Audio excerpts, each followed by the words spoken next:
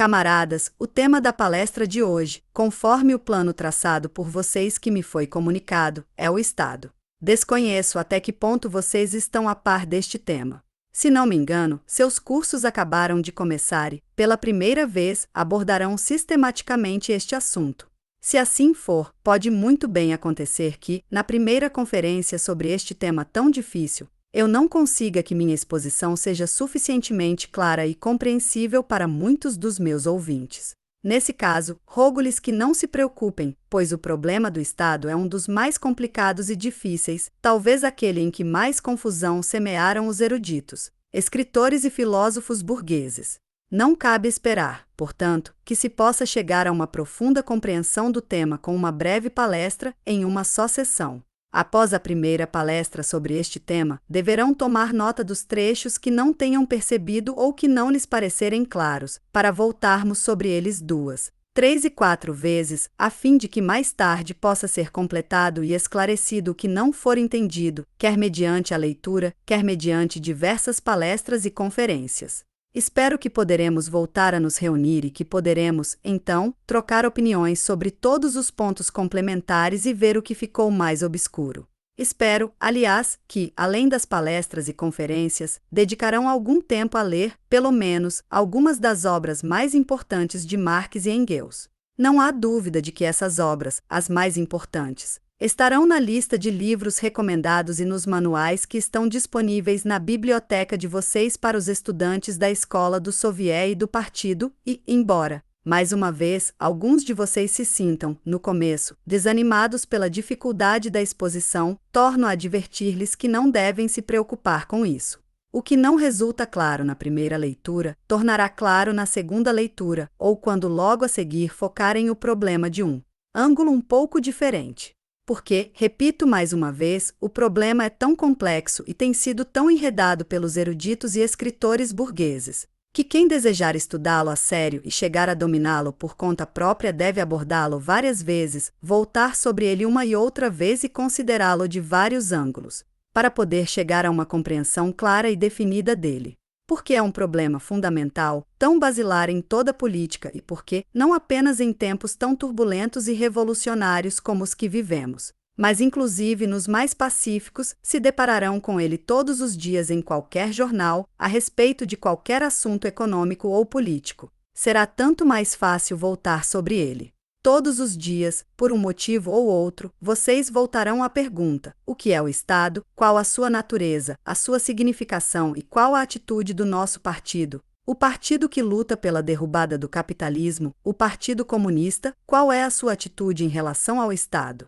E o mais importante é que, como resultado das leituras que realizarem, como resultado das palestras e conferências que ouvirem sobre o Estado, adquirirão a capacidade de abordar esse problema por si próprios, já que o enfrentarão com os mais diversos motivos em relação com questões triviais, nos contextos mais inesperados e em discussões e debates com adversários. E só quando aprenderem a se orientar por si próprios neste problema é que poderão considerar-se firmes em suas convicções e capazes de defendê-las com sucesso contra qualquer um e, em qualquer momento. Depois destas breves considerações, passarei a tratar do problema em si, o que é o Estado, como surgiu e, nomeadamente, qual deve ser a atitude em relação ao Estado desde o Partido da Classe Operária, que luta pela total derrubada do capitalismo, o Partido dos Comunistas. Já tenho dito que dificilmente se encontrará outro problema em que deliberada e inconscientemente tenham semeado tanta confusão os representantes da ciência, a filosofia, a jurisprudência, a economia política e o jornalismo burgueses como no problema do Estado. Ainda hoje é confundido muito frequentemente com problemas religiosos, não só pelos representantes de doutrinas religiosas, é completamente natural esperá-lo entre eles, mas mesmo pessoas que se consideram livres de preconceitos religiosos confundem muito frequentemente a questão específica do Estado com problemas religiosos e tentam elaborar uma doutrina não raro complexa, com uma abordagem e uma argumentação ideológica e filosófica que defende que o Estado é qualquer coisa divina, sobrenatural, certa força, em virtude da qual tem vivido a humanidade, que confere, ou pode conferir aos homens, ou que contém em si qualquer coisa que não é própria do homem, mas dada de fora, uma força de origem divina. E cumpre dizer que esta doutrina está tão estreitamente ligada aos interesses das classes exploradoras, dos terratenentes e dos capitalistas, serve tão bem aos seus interesses, impregnou tão profundamente todos os costumes, as concepções, a ciência dos senhores representantes da burguesia, que toparão vocês vestígios dela a cada passo, mesmo na concepção do Estado que tem os mencheviques e iseristas, que rejeitam a ideia de que se encontram sob a influência de preconceitos religiosos e estão convencidos de poder considerar o Estado com serenidade. Este problema tem sido tão enredado e complicado porque atinge mais do que qualquer outro, cedendo lugar nisso apenas aos fundamentos da ciência econômica, os interesses das classes dominantes. A teoria do Estado serve para justificar os privilégios sociais, a existência da exploração, a existência do capitalismo, razão pela qual seria o maior dos erros esperar imparcialidade neste problema. Abordá-lo na crença de que quem julgam serem cientistas possam lhes brindar uma concepção puramente científica do assunto. Quando se familiarizarem com o problema do Estado, com a doutrina do Estado e com a teoria do Estado, e o aprofundarem suficientemente, descobrirão sempre a luta entre classes diferentes, uma luta que se reflete ou se exprime em um conflito entre concepções sobre o Estado na apreciação do papel e da significação do Estado. Para abordarmos este problema do jeito mais científico, é necessário dar, pelo menos, uma rápida olhada na história do Estado, ao seu surgimento e evolução. Com certeza, quando se trata de um problema de ciência social, e o mais necessário para adquirir realmente o hábito de focar esse problema de forma correta, sem nos perdermos em um acúmulo de detalhes ou na imensa variedade de opiniões contraditórias. O mais importante para abordar o problema cientificamente é não esquecer o nexo histórico fundamental. Analisar cada problema do ponto de vista de como surgiu na história o fenômeno dado e quais foram as principais etapas do seu desenvolvimento e, do ponto de vista do seu desenvolvimento, examinar em que se tornou hoje. Espero que, ao estudarmos este problema do Estado, vocês se familiarizem com a obra de Engels A Origem da Família, a Propriedade Privada e o Estado. Trata-se de uma das obras fundamentais do socialismo moderno, cada uma de cujas frases pode ser aceita com plena confiança, na segurança de que não foi escrita à toa, mas que se baseia em uma abundante documentação histórica e política. Sem dúvida, nem todas as partes desta obra estão expostas de forma igualmente acessível e compreensível. Algumas delas pressupõem um leitor que já possua alguns conhecimentos de história e de economia. Mas volto a repetir que não devem se preocupar com o fato de que, ao lerem essa obra, não a entendam imediatamente. Isso acontece a quase todo o mundo. Mas, relendo-a mais tarde, quando estiverem interessados no problema, conseguirão percebê-la na maior parte, se não na sua totalidade. Cito este livro de Engels porque nele se faz uma abordagem correta do problema nesse sentido. Começa com um esboço histórico das origens do Estado. Para tratar devidamente este problema, assim como qualquer outro, por exemplo, o das origens do capitalismo, a exploração do homem pelo homem, o socialismo, como surgiu o socialismo, quais condições o engendraram. Qualquer um desses problemas só pode ser abordado com segurança e confiança se se der uma olhada à história do seu desenvolvimento em conjunto. Relativamente a este problema, é preciso ter presente, antes de mais, que nem sempre existiu o Estado. Houve um tempo em que não havia Estado. Isso ocorre no lugar e no momento em que surge a divisão da sociedade em classes, quando ocorrem os exploradores e os explorados. Antes de surgir a primeira forma de exploração do homem pelo homem, a primeira forma de divisão em classes, proprietários de escravos e escravos, existia a família patriarcal ou, como por vezes é chamada, a família do clã, gens. Naquela altura, viviam juntas as pessoas de uma mesma linhagem ou origem.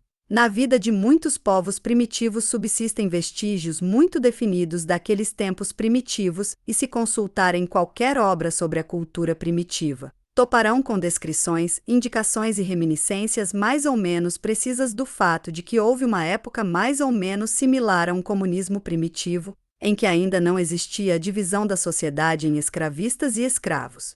Nessa altura, não havia Estado, não havia aparelho especial nenhum para o emprego sistemático da força e o submetimento do povo pela força. Esse aparelho é o que se chama Estado.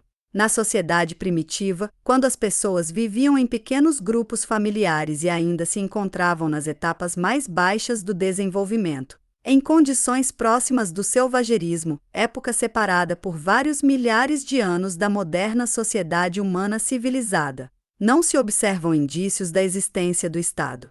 Observamos o predomínio do costume, a autoridade, o respeito, o poder de que gozavam os anciãos do clã. Constatamos que, por vezes, esse poder era reconhecido às mulheres. A posição das mulheres, naquela época, não tinha parecido com a de opressão e falta de direitos das mulheres de hoje, mas, em nenhuma parte, encontramos uma categoria especial de indivíduos diferenciados que governem os outros e que, com o fim de governar, disponham sistemática e permanentemente de certo aparelho de coerção, de um aparelho de violência, tal como o que representam atualmente, como todos sabem, os grupos especiais de homens armados, as prisões e demais meios para submeter pela força a vontade dos outros. Tudo isso constitui a essência do Estado.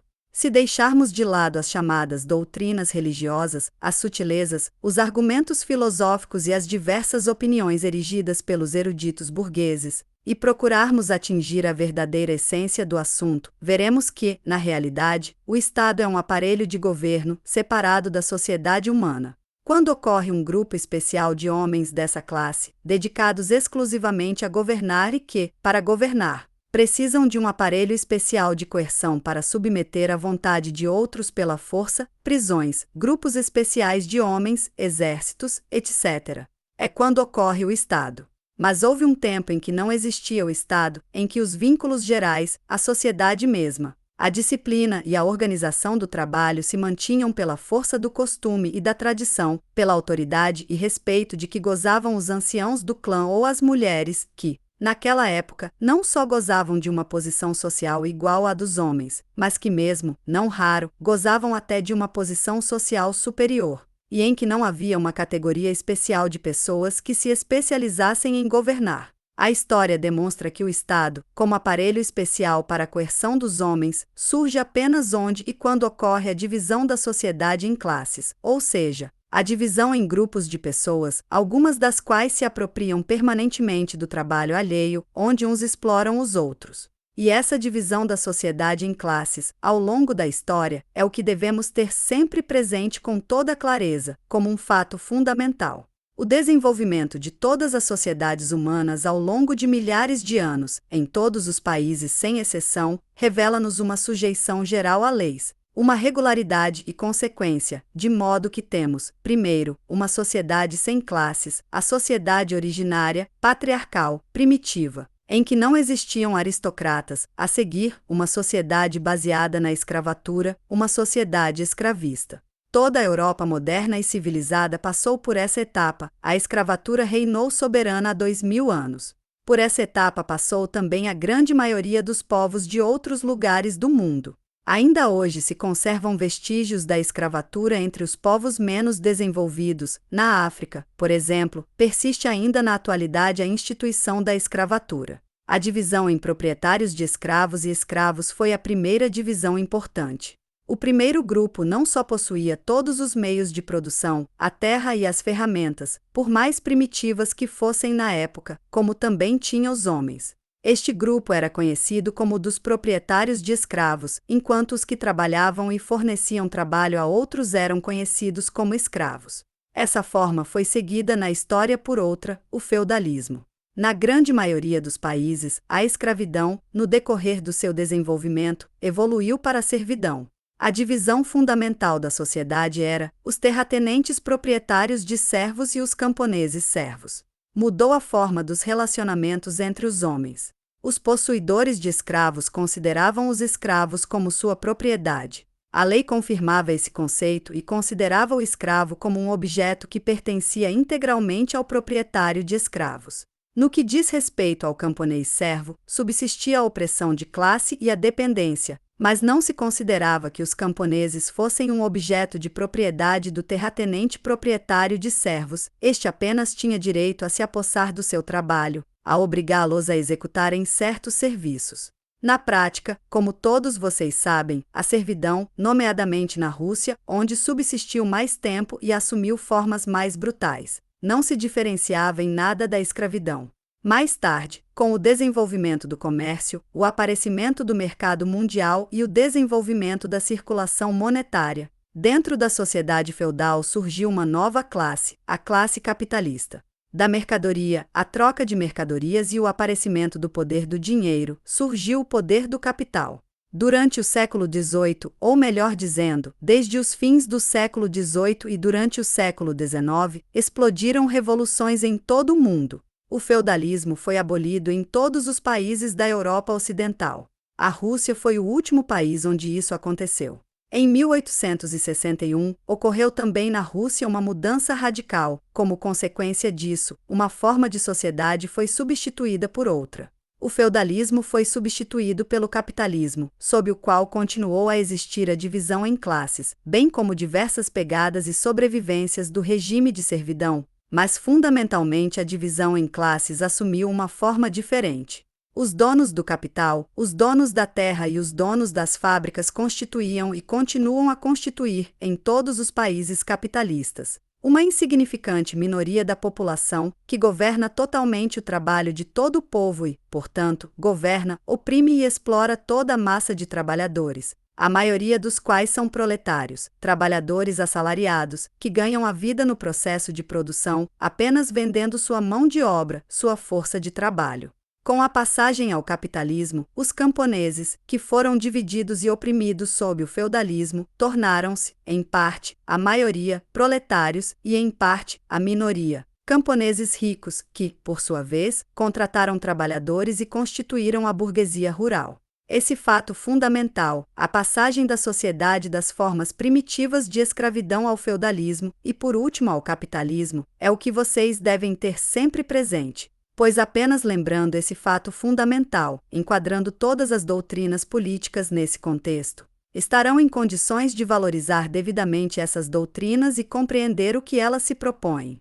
Cada um desses grandes períodos da história da humanidade, o escravista, o feudal e o capitalista, abrange dezenas e centenas de séculos. Apresenta uma tal quantidade de formas políticas, uma tal variedade de doutrinas políticas, opiniões e revoluções, que só poderemos chegar a compreender essa enorme diversidade e essa imensa variedade, nomeadamente, relativamente às doutrinas políticas, filosóficas e outras dos eruditos e políticos burgueses, desde que soubermos firmar firmemente, como um fio orientador fundamental, essa divisão da sociedade em classes, essas mudanças das formas da dominação de classes, e se analisarmos, desse ponto de vista, todos os problemas sociais, econômicos, políticos, espirituais, religiosos, etc. Se vocês considerarem o Estado do ponto de vista dessa divisão fundamental, verão que, antes da divisão da sociedade em classes, como já mencionei, não existia qualquer Estado. Mas quando surge e se afiança essa divisão da sociedade em classes, quando surge a sociedade de classes, também surge e se afiança o Estado. A história da humanidade conhece dezenas e centenas de países que passaram ou estão passando atualmente pela escravidão, o feudalismo e o capitalismo. Em cada um deles, apesar das enormes mudanças históricas que tiveram lugar, apesar de todas as vicissitudes políticas e de todas as revoluções relacionadas com esse desenvolvimento da humanidade e com a transição da escravidão ao capitalismo, passando pelo feudalismo e até chegar à atual luta mundial contra o capitalismo, vocês perceberão sempre o surgimento do Estado. Este foi sempre um aparelho determinado à margem da sociedade e consistente em um grupo de pessoas dedicadas exclusiva ou quase exclusivamente a governar. Os homens dividem-se em governados e em especialistas em governar, que se colocam acima da sociedade e são chamados governantes, representantes do Estado. Esse aparelho, esse grupo de pessoas que governam a maioria, toma posse sempre de certos meios de coerção, de violência física, que se expressa essa violência sobre os homens com a massa primitiva, que se transforma em tipos mais aperfeiçoados de armas, na época da escravidão, ou nas armas de fogo inventadas na Idade Média, ou, por último, nas armas modernas, que no século XX são verdadeiras maravilhas da técnica e se baseiam integralmente nos últimos avanços da tecnologia moderna. Os métodos de violência mudaram, mas em toda parte existiu um Estado, existiu em cada sociedade um grupo de pessoas que governavam, mandavam, dominavam e que, Para conservarem seu poder, dispunham de um aparelho de coerção física, de um aparelho de violência, com as armas que correspondiam ao nível técnico da dada época. E apenas examinando esses fenômenos gerais, perguntando-nos por que não existiu Estado algum quando não havia classes, quando não havia exploradores e explorados, e por que ocorreu quando surgiram as classes, só assim encontraremos uma resposta definida à pergunta sobre qual é a essência e a significação do Estado.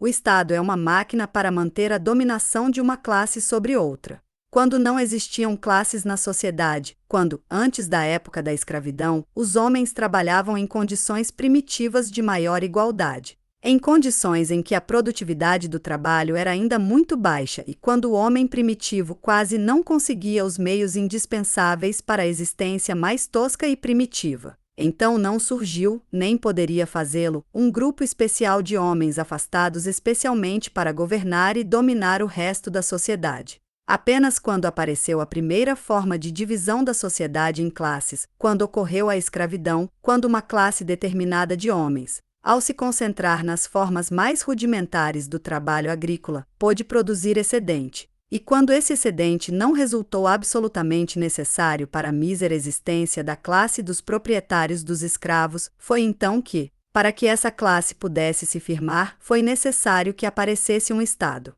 E apareceu o Estado escravista, um aparelho que deu poder aos proprietários de escravos e lhes permitiu governar os escravos. A sociedade e o Estado eram, na época, muito mais reduzidos do que na atualidade, possuíam meios de comunicação incomparavelmente mais rudimentares. Não existiam, naquela altura, os modernos meios de comunicação. As montanhas, os rios e os mares eram obstáculos incomparavelmente maiores do que hoje, e o Estado formou-se dentro de limites geográficos muito mais estreitos. Um aparelho estatal tecnicamente fraco servia a um Estado confinado em limites relativamente estreitos e com uma esfera de ação limitada. Mas, de qualquer maneira, existia um aparelho que obrigava os escravos a permanecer na escravidão, que mantinha uma parte da sociedade subjugada e oprimida pela outra. É impossível obrigar a maior parte da sociedade a trabalhar de forma sistemática para a outra parte sem um aparelho permanente de coerção. Enquanto não existiram classes, não houve um aparelho desse tipo. Quando ocorreram as classes, sempre e em toda parte, à medida que a divisão crescia e se consolidava, surgia também uma instituição especial, o Estado. As formas de Estado eram muito variadas. Já durante o período da escravidão, encontramos diversas formas de Estado nos países mais avançados, mais cultos e civilizados da época, por exemplo, na antiga Grécia e na antiga Roma, que se baseavam integralmente na escravidão. Já tinha surgido naquela altura uma diferença entre monarquia e república, entre aristocracia e democracia. A monarquia é o poder de uma só pessoa, a república é a ausência de autoridades não eleitas, a aristocracia é o poder de uma minoria relativamente pequena, a democracia é o poder do povo. Democracia em grego significa literalmente poder do povo. Todas essas diferenças surgiram na época da escravidão.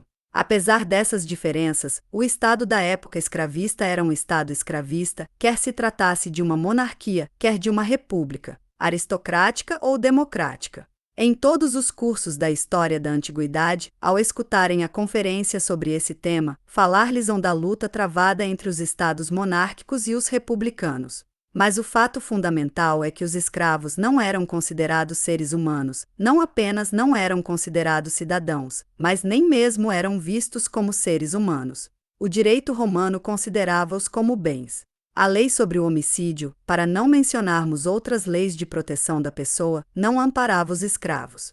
Defendia apenas os proprietários de escravos, os únicos que eram reconhecidos como cidadãos com plenos direitos. Tanto fazia que governasse uma monarquia ou uma república.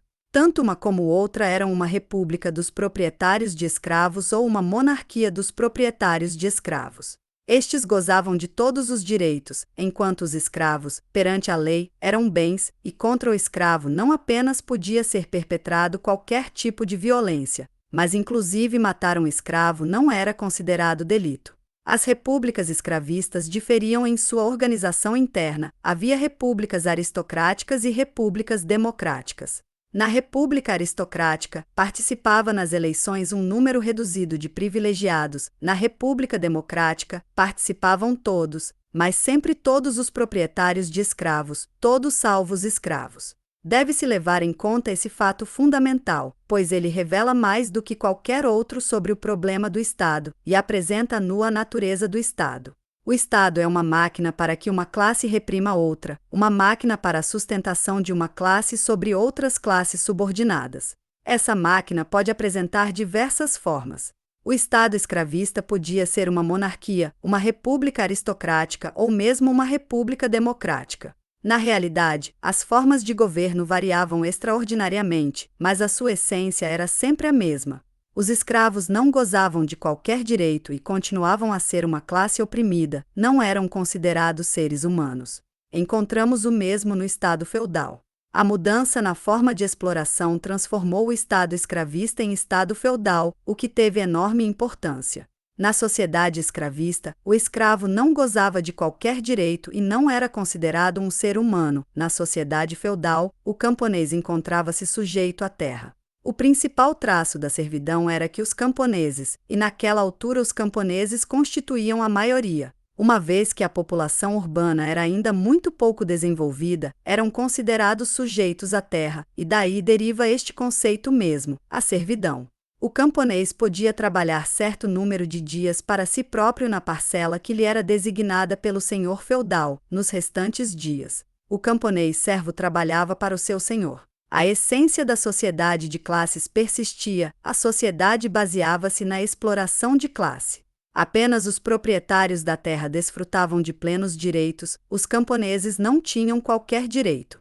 Na prática, sua situação não diferia muito da dos escravos no Estado escravista. No entanto, abriu-se um caminho mais amplo para a emancipação dos camponeses, já que o camponês servo não era considerado propriedade direta do senhor feudal. Ele podia trabalhar uma parte do seu tempo em sua própria parcela, podendo, por assim dizer, ser, até certo ponto, dono de si próprio. À medida que se ampliavam as oportunidades de desenvolvimento da troca e dos relacionamentos comerciais, o sistema feudal foi se desintegrando progressivamente, e foram se alargando as possibilidades de emancipação da classe camponesa.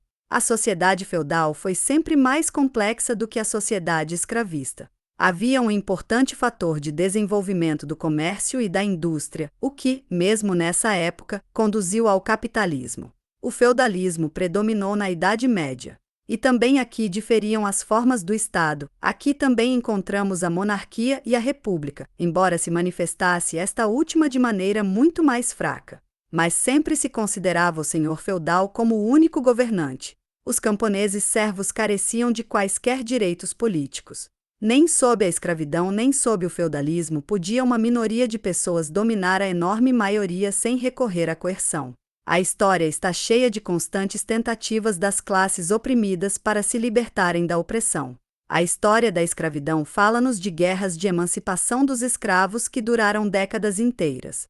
O nome de espartaquistas, entre parênteses, que tem adotado agora os comunistas alemães, o único partido alemão que realmente luta contra o jugo do capitalismo, foi adotado devido a que Espartaco foi o herói mais destacado de uma das mais grandes sublevações de escravos que ocorreu há por volta de 2000 anos. Durante vários anos, o Império Romano, que parecia onipotente e que se apoiava por inteiro na escravidão, sofreu o choque e as sacudidas de uma extensa revolta de escravos, armados e agrupados em um vasto exército, sob a direção de Espartaco. Finalmente, foram derrotados, capturados e torturados pelos proprietários de escravos. Guerras civis como essas surgem ao longo de toda a história da sociedade de classes.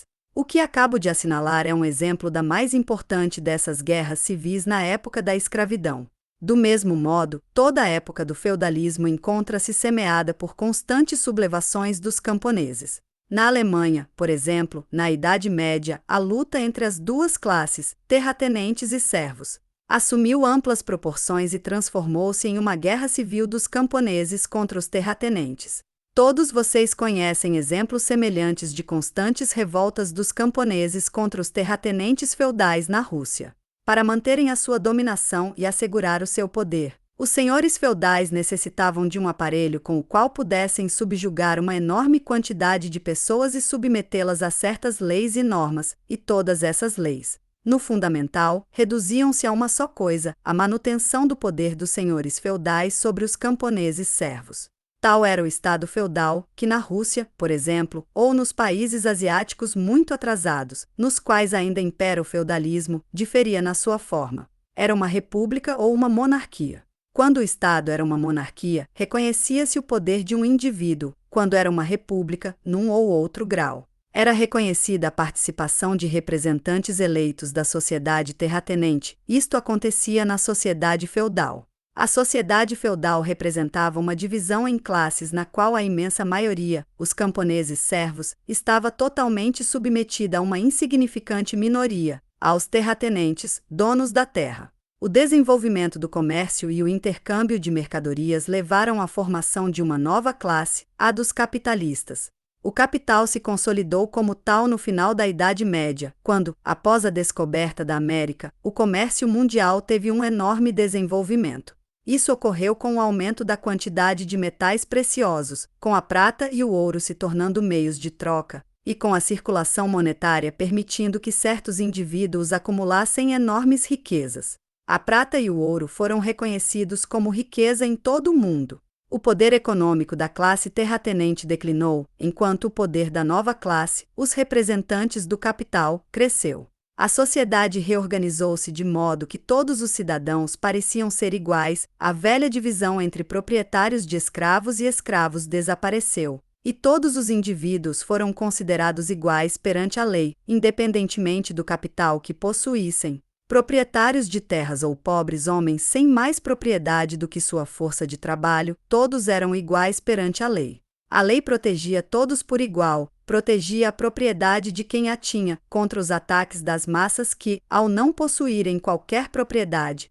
se tornavam cada vez mais pobres e se arruinavam até se converterem em proletários. Tal é a sociedade capitalista. Não posso me demorar na análise pormenorizada.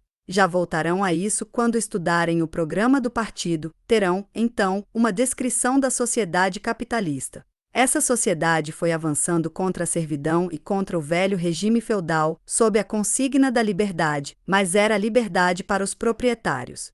Quando se desintegrou o feudalismo, o que ocorreu no final do século XVIII e início do século XIX, na Rússia, isso aconteceu mais tarde. Em 1861, o Estado feudal foi deslocado pelo Estado capitalista, que proclamava como consigna a liberdade para todo o povo e afirmava expressar a vontade de toda a população, negando ser um Estado de classe.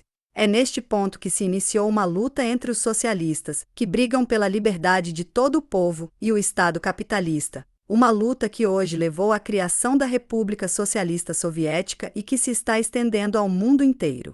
Para compreendermos a luta iniciada contra o capital mundial e percebermos a essência do Estado capitalista, devemos lembrar que, quando ascendeu o Estado capitalista contra o Estado feudal, entrou na luta sob a palavra de ordem da liberdade. A abolição do feudalismo significou liberdade para os representantes do Estado capitalista e serviu a seus fins. Já que a servidão desmoronava e os camponeses tinham a possibilidade de possuir em plena propriedade a terra adquirida por eles mediante resgate ou, em parte, pelo pagamento de um tributo. Isso não interessava ao Estado, protegia a propriedade, independentemente de sua origem, pois o Estado se baseava na propriedade privada. Em todos os estados civilizados modernos, os camponeses tornaram-se proprietários privados. Inclusive, quando o terratenente cedia parte de suas terras aos camponeses, o Estado protegia a propriedade privada, ressarcindo o terratenente com uma indenização, permitindo-lhe obter dinheiro pela terra.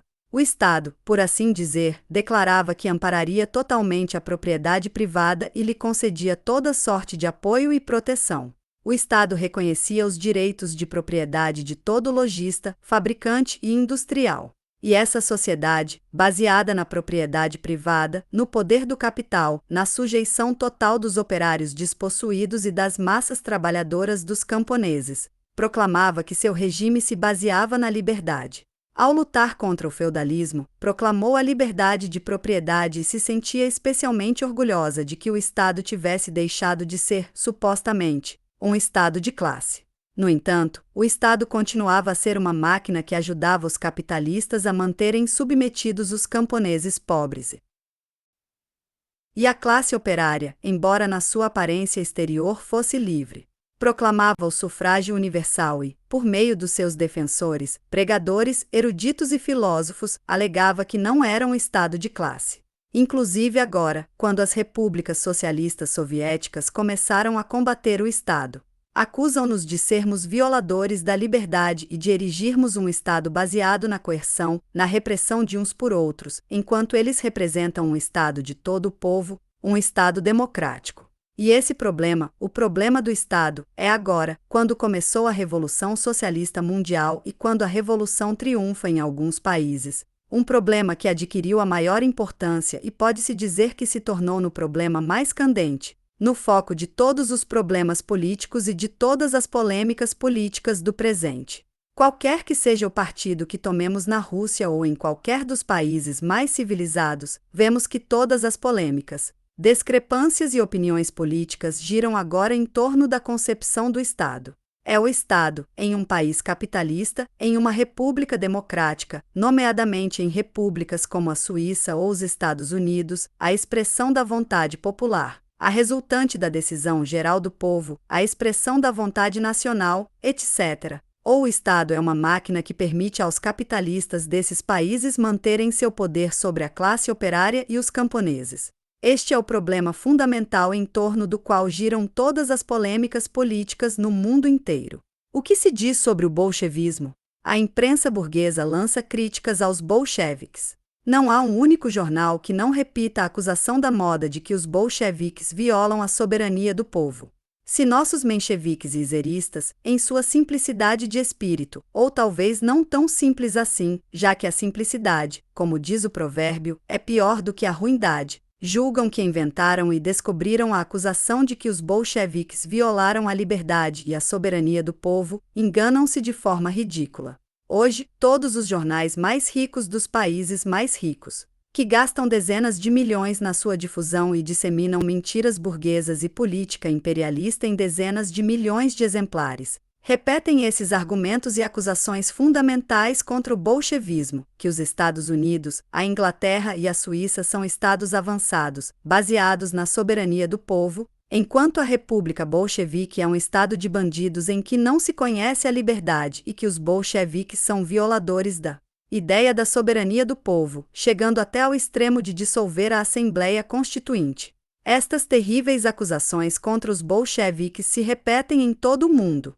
Elas nos conduzem diretamente à pergunta: o que é o Estado?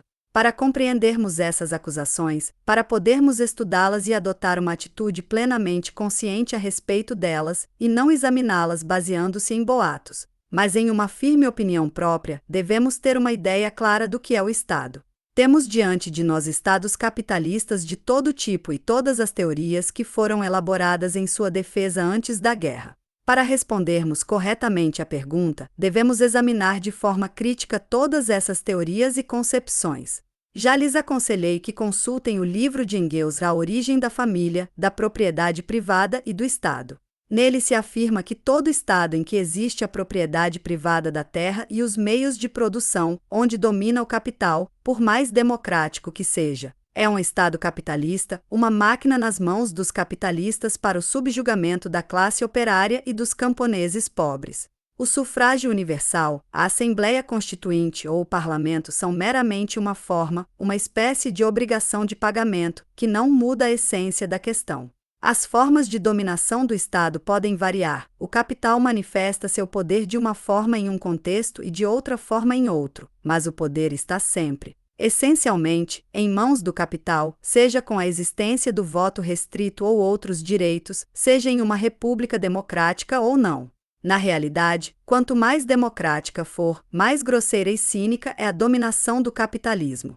Uma das repúblicas mais democráticas do mundo é os Estados Unidos e, no entanto, em nenhum lugar, e quem esteve lá após 1905 provavelmente sabe disso, é tão cru e abertamente corrompido como o poder do capital nos Estados Unidos, o poder de um grupo de multimilionários sobre toda a sociedade.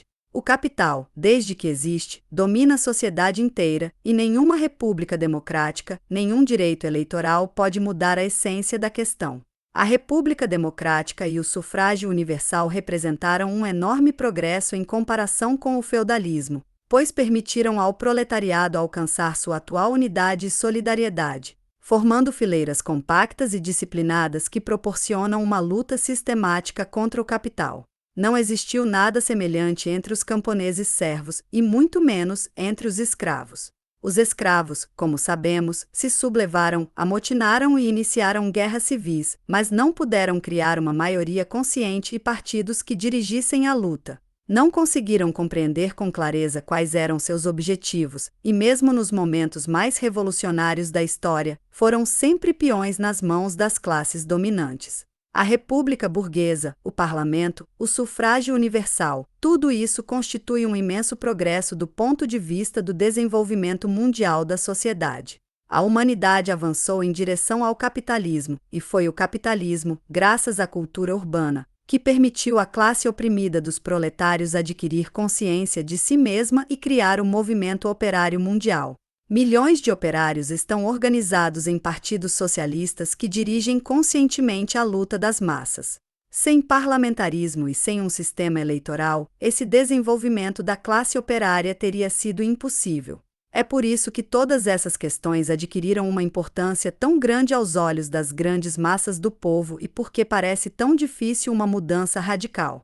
Não são apenas os hipócritas conscientes. Os sábios e os clérigos que sustentam e defendem a mentira burguesa de que o Estado é livre e que tem a missão de defender os interesses de todos. Muitas pessoas sinceramente ligadas aos velhos preconceitos também não entenderam a transição da sociedade antiga, capitalista, ao socialismo. E não são apenas aqueles que dependem diretamente da burguesia, nem apenas quem vive sob o jugo do capital ou é subornado por ele, há uma grande quantidade de cientistas, artistas, clérigos, etc., a serviço do capital, mas também pessoas que foram simplesmente influenciadas pelos preconceitos da liberdade burguesa que se mobilizaram contra o bolchevismo no mundo inteiro. Isso se deve ao fato de que, quando a República Soviética foi fundada, ela rejeitou as mentiras burguesas e declarou abertamente: "Vocês dizem que seu Estado é livre", quando, na realidade, enquanto existir a propriedade privada, o Estado de vocês, por mais democrática que seja, não é mais do que uma máquina nas mãos dos capitalistas para reprimir os operários. Quanto mais livre o Estado, mais claramente isso se manifesta. Exemplos disso são a Suíça, na Europa, e os Estados Unidos, na América. Em parte, em nenhum lugar o capital domina de forma tão cínica e implacável quanto nesses países, apesar de serem repúblicas democráticas. Por muito que se pinte esse quadro e se fale de democracia, trabalho e igualdade entre todos os cidadãos, o fato é que, na Suíça e nos Estados Unidos, o capital domina, e qualquer tentativa dos operários de alcançar a menor melhoria efetiva de sua situação provoca imediatamente a guerra civil. Nesses países, há poucos soldados, um exército regular pequeno, a Suíça conta com uma milícia e todos os cidadãos suíços têm um fuzil em casa, enquanto nos Estados Unidos, até há pouco tempo, não havia um exército regular. Assim, quando estoura uma greve, a burguesia se arma, contrata soldados e reprime a greve. Em nenhum lugar a repressão do movimento operário é tão cruel e feroz quanto na Suíça e nos Estados Unidos. E em nenhum lugar a influência do capital sobre o parlamento se manifesta com tanta força quanto nesses países.